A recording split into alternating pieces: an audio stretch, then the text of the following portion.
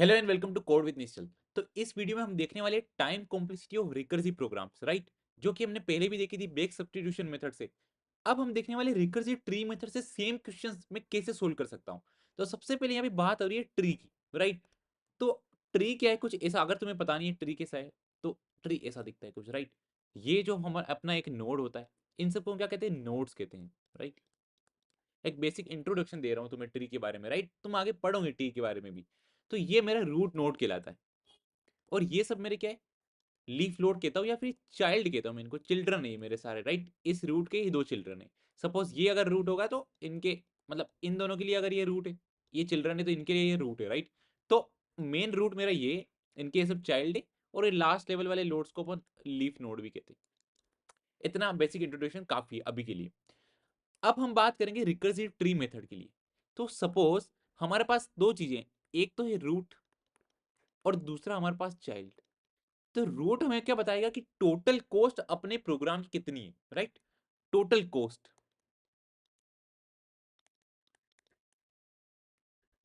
Total cost of your problem. और child मुझे बताएगा कि रिकर्सिव कॉल जो मैं बना रहा हूं कि मैं यहां पे था वापस उसी फंक्शन को कॉल कर रहा हूं, राइट। तो recursive calls of that problem. अब हम देखते हैं डायरेक्ट क्वेश्चन। हमने ये तो देखा था कि रिकर्सिव प्रोग्राम होता है, सपोज मेरा एक फंक्शन होता है, कुछ स्टैटिक कोड होगा यहाँ पे, फिर वापस इसी फंक्शन को हम कॉल कर रहे हैं, राइट। ऐसा कुछ मेरा रिकर्सिव प्रोग्राम लगता है। तो पहले हमें बैक सब्स्टिट्यूशन मेथड से जितने भी टाइप के क्वेश्चन देखे थे उन सबको रिकर्सिव ट्री से सोल्व करते हैं। तो फर्स्ट क्वेश्चन है मेरे पास, T N equal to N minus one plus order of one, right. तो हमारे पास एक रूट नोड है सपोज, ठीक है। ये क्या है, मेरा टोटल कॉस्ट ऑफ प्रोग्राम की कंप्लीट कॉस्ट कितनी है, टी एन है अभी सपोज, राइट। तो मेरे पास, मैं समझता हूं कि ये एन। नेक्स्ट लेवल पे देखो, ऑर्डर ऑफ वन है यहाँ पे, इसको मैं इग्नोर करूंगा, क्यों? क्योंकि कांस्टेंट है, जो अपने पास कांस्टेंट होता है लाइफ में हमेशा, उसकी हम वैल्यू करते भी नहीं है। ओके, जोक्स अपार्ट, हमें इसको काउंट नहीं करना क्योंकि ऑर्डर ऑफ वन है। स्पेस अपना टाइम कॉम्प्लेक्सिटी में एडिशन नहीं दे रहा है, राइट। तो n के बाद इसको किस में कॉल कर रहे हैं हम, n माइनस वन। मैंने क्या बताया था कि जब भी मेरा एक नोड होगा, नेक्स्ट नोड में जब मैं आ रहा हूं, तब मैं क्या, अपने चिल्ड्रन को कॉल करूंगा, राइट। रिकर्सिव कॉल्स हमने देखा था चाइल्ड करता है। तो दिस पर्टिकुलर टाइम मेरे पास ये n था। नेक्स्ट लेवल में मेरा क्या बनेगा, n minus one. Next level में जब इसको टी एन की जगह मैं n माइनस वन, जो बैक सब्स्टिट्यूशन मेथड में रख रहे थे ना, n माइनस वन निकालता हूं, तो क्या होगा, T N minus two plus order of one then order of one etcetera, right. तो अब ये n माइनस टू बन जाएगा। रिकर्सिव कॉल में पहले मैंने n कॉल करा, फिर n माइनस वन, देन मैं n माइनस टू पे आ गया। तो ये किसे कॉल करेगा, n माइनस टू। देन मेरा नोड क्या बनेगा, n minus three, right. At the end जाते जाते मेरे पास n माइनस के आ जाएगा, राइट। सपोज कोई, मुझे बनाना क्या है, मुझे इस पर्टिकुलर लास्ट मोमेंट पे इसको वन बनाना है, क्योंकि मेरी बेस कंडीशन होगी, राइट, कि जब t one equal to one kind of thing, ऐसी कोई कंडीशन है, बेस कंडीशन, जिससे मेरा रिकर्जन रुकता है, राइट। नहीं तो इनफाइनाइट कॉल होते जाएंगे। तो सपोज मेरा t one equal to one है, मुझे वन बनाना है लास्ट में, राइट। ये t वन बन गया।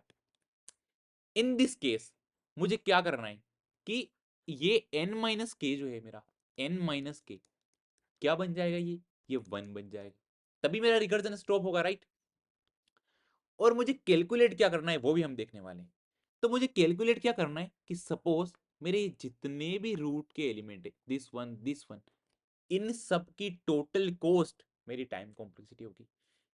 इस नोड की कितनी हुई, इस नोड की कितनी हुई, इस नोड की कितनी हुई, इस नोड की कितनी हुई, सारी की मिलाकर मुझे टोटल कॉस्ट मिलेगी, ठीक है।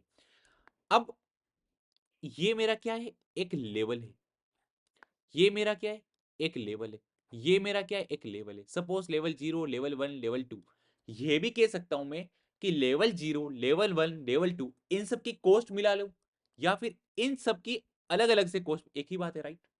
टोटली इन सब नोड्स की कॉस्ट मिला लूं, या सारे लेवल्स वाले नोड की कॉस्ट मिला लूं, टोटल कॉस्ट जो भी निकलेगी मेरी, वो मेरी टाइम कॉम्प्लेक्सिटी होगी। ओके, सो मेरे पास इतने सारे लेवल्स हैं यहाँ पे, तो टोटल कॉस्ट जो मेरी हो रही है, टोटल कॉस्ट, राइट, ये मैंने कितना बना दिया। तो मैं किस में इंटरेस्टेड हूं, टोटल कॉस्ट में इंटरेस्टेड हूं। मैं बोल रहा हूं ईच लेवल पे दिस पर्टिकुलर लेवल पे कितना काम कर रहे हो तुम, ऑर्डर ऑफ वन काम कर रहे हो, राइट। अगर मेरा ये फंक्शन है, राइट, तो ये टी एन माइनस वन तो क्या रिकर्सिव कॉल होगी मेरी, और इसके अंदर मैं नॉन रिकर्सिव जो पार्ट कर रहा हूं वो मेरा ऑर्डर ऑफ वन काम है।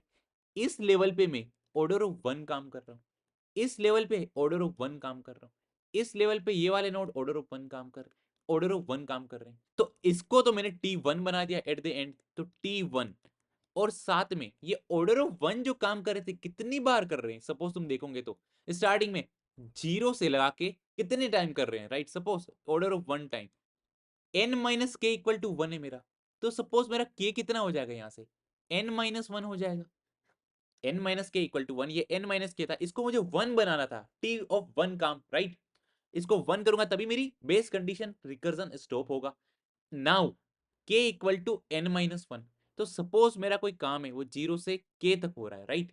तो इसका मतलब k मेरा n माइनस 1 है, तो t1 जो कि मेरा कांस्टेंट टाइम है, क्योंकि t1 इक्वल टू 1, ये 0 से लगा के n माइनस 1 ऑर्डर ऑफ 1।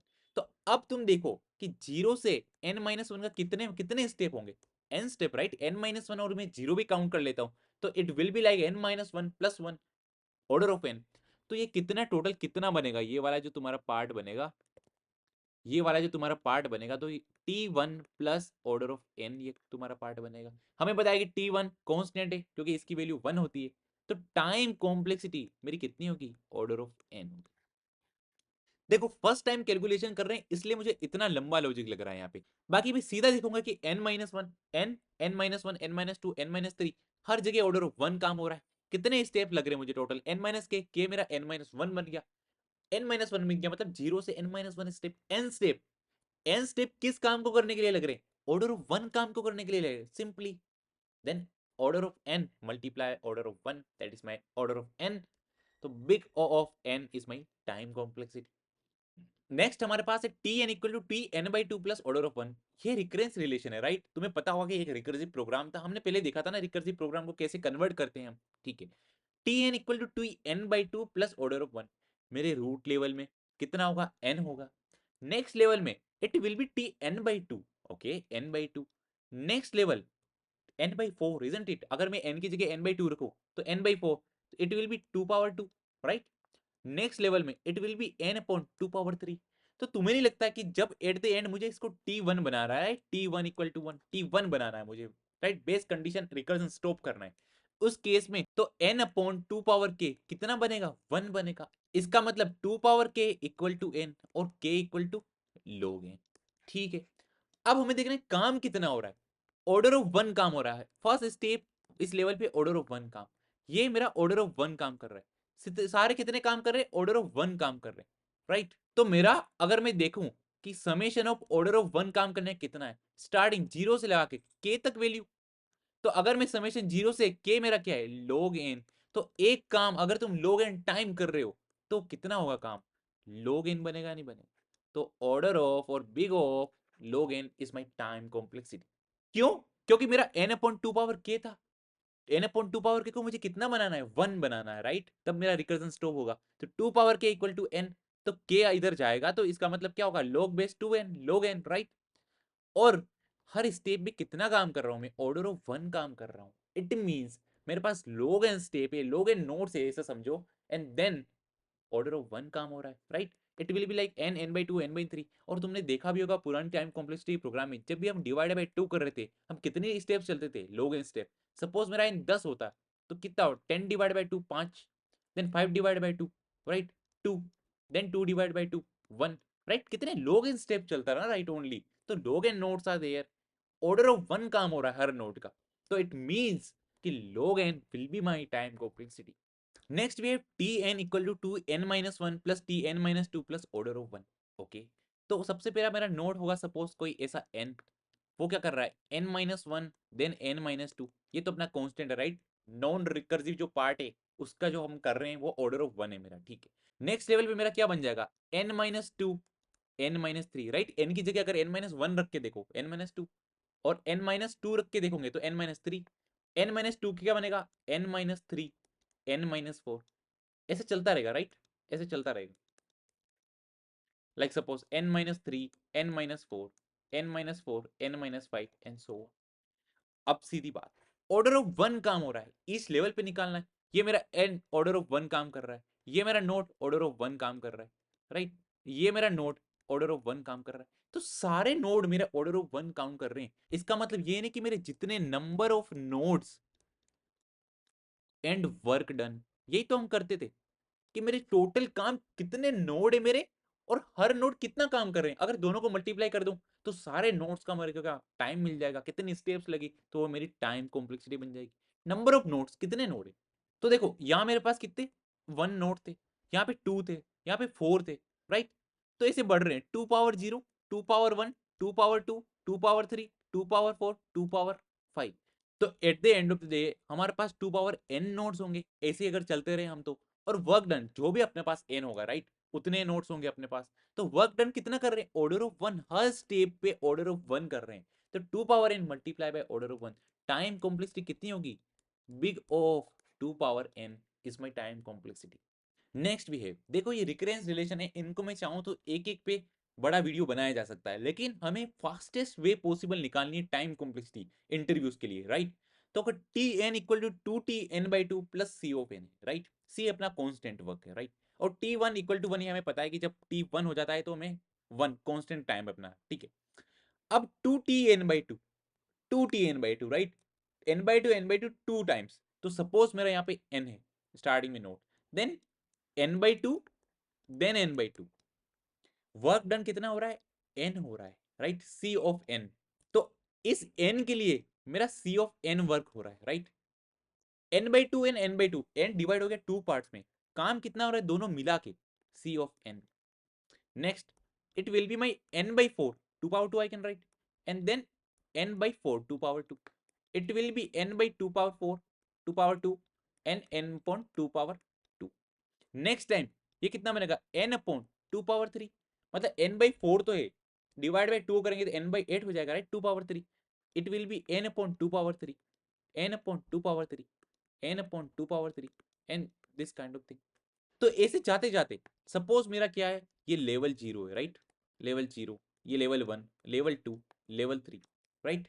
तो suppose just think about it, C of N मेरा काम हो रहा है, राइट, इस लेवल में, इस लेवल में, इस लेवल। मेरे पास ये टोटल 3 लेवल थे, माना कि स्टार्टिंग में 3 levels are there, right, 0 1 2 3 levels. कितना काम हुआ, C N plus C N plus C N, C N काम हो रहा है इस लेवल पे, सी एन काम हो रहा है इस लेवल पे, सी एन काम हो रहा है इस लेवल पे, 3 level, C N plus C N plus C N. तो isn't it 3 dot C N, right. अब मेरे पास अगर मुझे सारे लेवल्स पता चल जाए कि इस पूरे ट्री की डेप्थ कितनी है, राइट, हाइट कितनी है, कितने लेवल्स है इसके अंदर, तो मेरा काम बन जाएगा। तो मेरी हाइट कितनी हो जाएगी इसकी, height, suppose this one, 1 height, 2 height, 3 height. तो मैं देखो कि कब तक जाके एंड होगा, n अपॉन 2 पावर k तक चलेगा, नहीं चलेगा, राइट। k लेवल्स मेरे पास, मुझे लेवल ही तो देखना है। ये 1 लेवल, एक हाइट होगी मेरी, ये 2 हाइट होगी मेरी, 3 हाइट होगी, तो कितने लेवल है मेरे पास यहाँ पे। तो n upon 2 power k last में क्या बन जाएगा, 1 बन जाएगा, नहीं बन जाएगा। तो 2 power k equal to n, इसका मतलब k equal to log n। मेरे कितने लेवल है इस पर्टिकुलर सीरीज में या इस थिंग में, log n levels, right. If you see n, n/2, n/2, n/3, n/4, n/8, right, कितने लेवल हैं टोटल मेरे पास, log n लेवल से। मैं लेवल क्यों देख रहा हूँ, लास्ट टाइम हमने नोड देखे थे, राइट, एक कंफ्यूज होगा तुम्हारे दिमाग के अंदर। पर अब क्या नहीं, सी ऑफ एन काम किसके लिए हो रहा है, 2t n/2 के लिए। इस लेवल पे सी ऑफ एन काम n/2 plus n/2, isn't it n, कितना काम हो रहा है, सी ऑफ एन काम हो रहा है, सी ऑफ एन काम हो रहा है, हर लेवल पे सी ऑफ एन काम हो रहा है। इसका मतलब मेरे पास कितने लेवल से, लोग एन लेवल से। अगर मेरे पास लोग एन लेवल से, और मैंने देखा था अभी यहाँ पे, राइट, 3 लेवल 3n काम हो रहा है, 4 लेवल्स 4n काम हो रहा है। तो अगर मेरे पास log n लेवल है और c ऑफ n काम हो रहा है, तो मतलब मेरे पास n काम है और log n लेवल से। इसका मतलब n multiply by log n, time complexity will be big of n log n, isn't it. कि log n लेवल से तुम्हारे पास भाई, और n काम हो रहा है हर लेवल पे, तो n multiply by log n log n will be my time complexity. Next we have tn equal to tn minus 1 plus cn, right, n is greater than 0। तो इस क्वेश्चन को अगर हमने सारे मोस्टली पैटर्न कवर कर लेंगे, right, इससे तुम सारे डिफरेंट पैटर्न्स भी कैलकुलेट कर सकते हो। अब यहाँ पे देखो इंटरेस्टिंग चीज थोड़ी सी, n है मेरे पास, राइट, वर्क डन कितना हो रहा है n, सपोज मैं यहाँ लिख रहा हूँ just for sake of simplicity, n मेरा वर्क डन हो रहा है, और n माइनस 1 वापिस में कॉल कर रहा हूँ मेरे फंक्शन को। नेक्स्ट टाइम मेरे यहाँ पे वर्क कितना डन होगा, n-1 वर्क डन होगा, राइट। यहाँ पे n-1 बन जाएगा और ये वापस मैं कॉल कर रहा हूँ n-2 को। सपोज यहाँ पे मैं n-2 वर्क कर रहा हूँ और इसको मैं tn-3 पे कॉल कर रहा हूँ, चलता ही जाऊंगा। लास्ट में जाके क्या बन जाएगा मेरा, ये 1 बन जाएगा, राइट। इसको 1 बनाना है, n-k जो भी होगा उसको 1 बनाना है। तो स्टार्टिंग में मेरी यहाँ पर n काम हो रहा था, n-1, n-2 काम हो रहा था, n-3 काम हो रहा था, राइट। n मेरा काम है वो tn-1 अगर मैं कॉल करता हूं और n काम करता हूं तो n बनता है मेरा। नेक्स्ट टाइम जब मैं n-1 कॉल करूंगा तो काम कितना करना पड़ेगा, n की जगह n-1, राइट। n-1 काम करूंगा और कॉल किसे करूंगा, n-2 को, क्योंकि n-1 है ना। अगर n ही n-1 है तो n-2 को कॉल करूंगा, n-2। Now again n-2, n-3, last at the end n-k और मुझे उसको 1 बनाना है टू स्टॉप रिकर्जन, राइट। इस लेवल में n-1, n-2, n-3, लास्ट में जाके 1 काम होगा। जस्ट थिंक अबाउट इट, अगर ये 1 बन जाएगा इसका मतलब क्या, ये 2 होगा, 3 होगा, 4 होगा, करते करते मेरा n बना होगा, राइट। तभी तो -1 करता जा रहा हूँ। तो हर लेवल पे जितना भी काम हो रहा है उसको मैं ऐड कर लूँ, इसका मतलब यहाँ पे n काम हो रहा था, फिर n-1, n-2, लास्ट में मेरा 1 काम हो रहा था, राइट। फिर 2, फिर 3, फिर 4, n तक। अगर मैं इन सबको ऐड कर लेता हूँ, इजंट इट माय टोटल काम कितना हो रहा है, राइट। तो मेरा tn जो टाइम कॉम्प्लेक्सिटी होगी वो मेरा 1 इस लेवल का काम, फिर 2, फिर 3, फिर 4। तो 1 + 2 + 3 + 4 + 5 कब तक, n तक जाऊंगा। तो इस सीरीज को हम जानते हैं कि ये n+1/2 होती है और हमें लीडिंग टर्म से मतलब है ओनली। तो n² + n/2, leading term is n²। तो my time complexity will be big O of n²। तो इस तरीके से हमने सीखा सारी टाइम कॉम्प्लेक्सिटी के डिफरेंट पैटर्न जो तुम्हें इंटरव्यूज में, डेटा स्ट्रक्चर की प्रॉब्लम में, रिकर्सिव प्रॉब्लम्स में मिलने वाले हैं। तो इन सब की अच्छे से प्रैक्टिस करो। तो इसी के साथ खत्म होती है अपनी टाइम कॉम्प्लेक्सिटी की series. So in the next series we gonna see space complexity. और जब टाइम कॉम्प्लेक्सिटी और स्पेस कॉम्प्लेक्सिटी अच्छे से सीख लेंगे देन हम किसी भी डेटा स्ट्रक्चर की प्रॉब्लम का चाहे ब्रूट फोर्स सॉल्यूशन लिखे, इंप्रूव्ड सॉल्यूशन लिखे, हम उसकी टाइम और स्पेस कॉम्प्लेक्सिटी कैलकुलेट करना सीख चुके होंगे तब तक। And if you're able to understand this concept, you can like this video, share it with your friends, subscribe to my YouTube channel, and see you in the next video.